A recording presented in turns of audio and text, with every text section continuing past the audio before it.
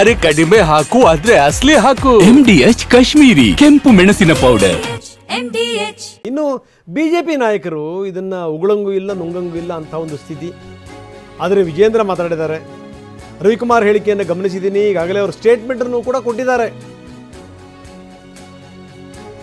ಈ ಬಗ್ಗೆ ಅವರು ಸ್ಪಷ್ಟನೆ ಕೊಟ್ಟಿದ್ದಾರೆ ರವಿಕುಮಾರ್. ಆದರೆ ಅದನ್ನು ಡಿವಿಯೇಟ್ ಮಾಡಿ ಹೇಳ್ತಾರೆ. ಸಿಎಂ ಪೊಲೀಸರಿಗೆ ಕೈ ಎತ್ತದಂಥ ಸಂದರ್ಭದಲ್ಲಿ, ಡಿಸಿಗೆ ಅಪಮಾನ ಮಾಡಿದಂಥ ಸಂದರ್ಭದಲ್ಲಿ ಅಸೋಸಿಯೇಷನ್ ಎಲ್ಲಿ ಹೋಗಿತ್ತು? ಅವತ್ತ್ಯಾಕೆ ಸಿಎಂ ವಿರುದ್ಧ ದೂರು ಕೊಡಲಿಲ್ಲ? ಈಗ ಯಾಕೆ ತಕ್ಷಣಕ್ಕೆ ಹೋಗಿ ಇವರೆಲ್ಲರೂ ಕೂಡ ದೂರು ಕೊಟ್ಟರು? IAS ಅಧಿಕಾರಿಗಳು ಆ ಸಂದರ್ಭದಲ್ಲಿ ಯಾಕೆ ದೂರು ಕೊಟ್ಟಿರಲಿಲ್ಲ? ಒಬ್ಬ IAS ಅಧಿಕಾರಿಗೆ ವೇದಿಕೆ ಮೇಲೇ ಅವರು ಅವಮಾನ ಮಾಡಿ ಕಳಿಸಿದ್ರಲ್ಲ, ಒಬ್ಬ ಪೊಲೀಸ್ ಅಧಿಕಾರಿ ಕರೆದು ಕೈ ಎತ್ತಿದ್ರಲ್ಲ ಸಿಎಂ, ಆ ಸಂದರ್ಭದಲ್ಲಿ ಇವರೆಲ್ಲ ಎಲ್ಲಿ ಹೋಗಿದ್ರು ಅಂತ ಕೇಳ್ತಾರೆ ವಿಜೇಂದ್ರ. ರವಿಕುಮಾರ್ ವಿಧಾನ ಪರಿಷತ್ ಸದಸ್ಯರು ಆತ್ಮೀಯರಾಗಿರ್ತಕ್ಕಂಥ ರವಿಕುಮಾರ್ ಅವರ ಹೇಳಿಕೆ ನಾನು ಕೂಡ ನಿನ್ನೆ ಮಾಧ್ಯಮಗಳಲ್ಲಿ ಗಮನಿಸಿದ್ದೇನೆ. ಅದಕ್ಕೆ ರವಿಕುಮಾರ್ ಅವರು ಸ್ಪಷ್ಟನೆಯನ್ನು ಕೂಡ ನೀಡಿದ್ದಾರೆ. ರವಿಕುಮಾರ್ ಸ್ಪಷ್ಟನೆಯನ್ನು ಕೂಡ ನೀಡಿದ್ದಾರೆ. ತದನಂತರದಲ್ಲಿ ಅಧಿಕಾರಿಗಳ ಒಂದು ಅಸೋಸಿಯೇಷನ್ ಇದೆ, IAS ಆಫೀಸರ್ಸ್ ಅಸೋಸಿಯೇಷನ್, ಅವರೆಲ್ಲರೂ ಕೂಡ ಮುಖ್ಯಮಂತ್ರಿಗಳನ್ನ ಭೇಟಿ ಮಾಡಿ ಕಂಪ್ಲೇಂಟನ್ನು ಕೂಡ ಕೊಟ್ಟಿದ್ದಾರೆ ಅಂತೇಳಿ ಮಾಹಿತಿ ಬಂದಿದೆ. ನಿನ್ನೆ ಕಾಂಗ್ರೆಸ್ ಪಕ್ಷದ ಕೆಲವು ಹಿರಿಯ ಮುಖಂಡರು ಕೂಡ ಹೊರಟ್ಟಿ ಅವ್ರನ್ನ ಭೇಟಿ ಮಾಡಿ ಅಲ್ಲೂ ಕೂಡ ಕಂಪ್ಲೇಂಟನ್ನು ನೀಡಿದ್ದಾರೆ, FIR ಕೂಡ ರಿಜಿಸ್ಟರ್ ಮಾಡಿದ್ದಾರೆ. ರವಿಕುಮಾರ್ ವಿಚಾರ ಒಂದು ಕಡೆ ಇರಲಿ, ಅದ್ರ ಬಗ್ಗೆ ಚರ್ಚೆಗಳು ನಡೀತಾ ಇದೆ. ನಾನು ಅದ್ರ ಬಗ್ಗೆ ಈ ಸಂದರ್ಭದಲ್ಲಿ ಮಾತಾಡೋದಕ್ಕೆ ಹೋಗೋದಿಲ್ಲ. ನಾನು ಇಲ್ಲಿ ಯಾರನ್ನು ಕೂಡ ಡಿಫೆಂಡ್ ಮಾಡ್ಕೊಳ್ತಾ ಇಲ್ಲ. ರವಿಕುಮಾರ್ ಏನು ಹೇಳಿದ್ದಾರೆ ಅದ್ರ ಬಗ್ಗೆ ಸ್ಪಷ್ಟೀಕರಣ ನೀಡಿದ್ದಾರೆ ವಿಧಾನ. ಇನ್ನು ಸದಾನಂದ ಗೌಡರು ಕೂಡ ಇದಕ್ಕೆ ಸಂಬಂಧಪಟ್ಟ ಮಾತಾಡಿದ್ದಾರೆ. ಮಾಜಿ ಮುಖ್ಯಮಂತ್ರಿಗಳು, ಮಾಜಿ ಕೇಂದ್ರ ಸಚಿವರು ಇದರ ಬಗ್ಗೆ ಮಾತಾಡಿದ್ದಾರೆ. ಯಾರೇ ಆಗಲಿ ಮಾತಾಡುವಂಥ ಸಂದರ್ಭದಲ್ಲಿ ಅರಿವು ಇರಬೇಕು, ಮಾತಲ್ಲಿ ತೂಕ ಇರಬೇಕು. ಇತ್ತೀಚೆಗೆ ಕೆಲ ನಾಯಕರುಗಳು ಮಾತಾಡ್ತಿರುವಂಥ ಮಾತುಗಳು ಗೊಂದಲ ಸೃಷ್ಟಿ ಮಾಡ್ತಾ ಇವೆ. ಇದು ಸದಾನಂದ ಗೌಡರು ಹೇಳಿರುವಂಥ ಮಾತು. ಯಾರೇ ಆಗಲಿ ತಾವು ಆಡುವಂಥ ಮಾತುಗಳಲ್ಲಿ ತೂಕ ಇರಬೇಕು ಅಂತಾರೆ ಸದಾನಂದ ಗೌಡರು. ಅವರ ಹೇಳಿಕೆಯ ಬಗ್ಗೆ ಅಂತ ನಾನು ಮಾತಾಡೋದಿಲ್ಲ.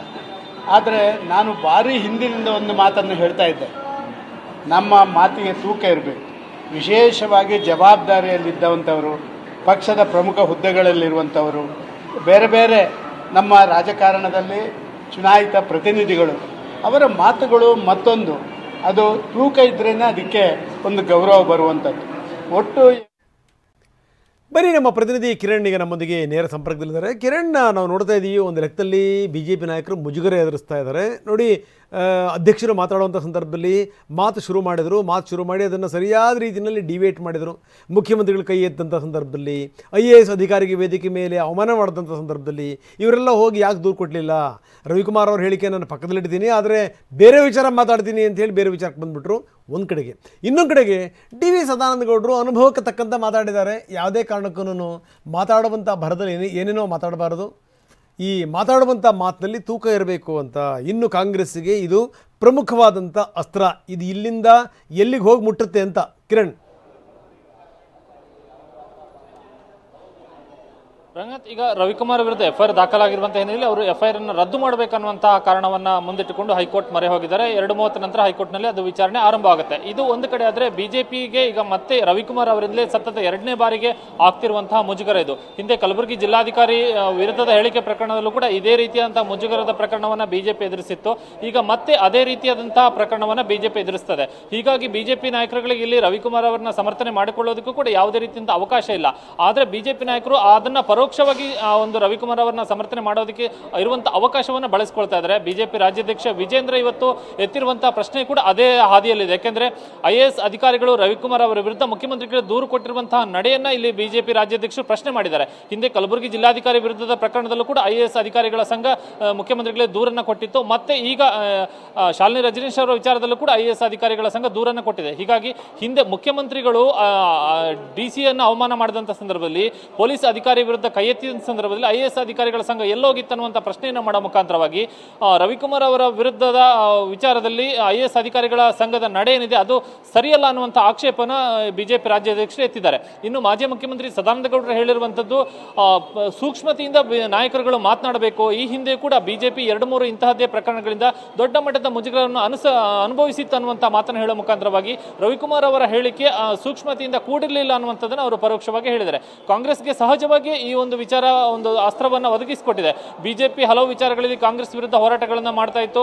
ಈ ಕಳೆದ 2-3 ದಿನಗಳಿಂದ ಕೂಡ ಕಾಂಗ್ರೆಸ್ ವಿರುದ್ಧ ದೊಡ್ಡ ಮಟ್ಟದಲ್ಲಿ ಬಿಜೆಪಿಗೆ ಹೋರಾಟಕ್ಕೆ ಅವಕಾಶಗಳಿತ್ತು. ಇದೀಗ ರವಿಕುಮಾರ್ ಹೇಳಿದಂತಹ ಮಾತಿನ ವಿಚಾರದಲ್ಲಿ ಕಾಂಗ್ರೆಸ್ ವಿರುದ್ಧ ಧ್ವನಿ ಎತ್ತೋದಕ್ಕೂ ಕೂಡ ಬಿಜೆಪಿ ಮುಜುಗರ ಅನುಭವಿಸಬೇಕಂತ ಪರಿಸ್ಥಿತಿ ಈಗ ಸದ್ಯಕ್ಕೆ ನಿರ್ಮಾಣವಾದಂತಾಗಿದೆ. ಧನ್ಯವಾದ ತಮ್ಮೆಲ್ಲ ಮಾಹಿತಿಗೆ. MDH ನ ಕಿಚನ್ ಅಲ್ಲಿದ್ರೆ ನಾವು ಎಲ್ಲವನ್ನು ಮಾಡಬಹುದು. ಬೆಂಗನ್ ಕಾ ಬರ್ತಾ, ಆಲೂ ಗೋಬಿ, ಬಿಂಡಿ ಮಸಾಲಾ, ಇನ್ನೂ ಬಹಳಷ್ಟು. MDH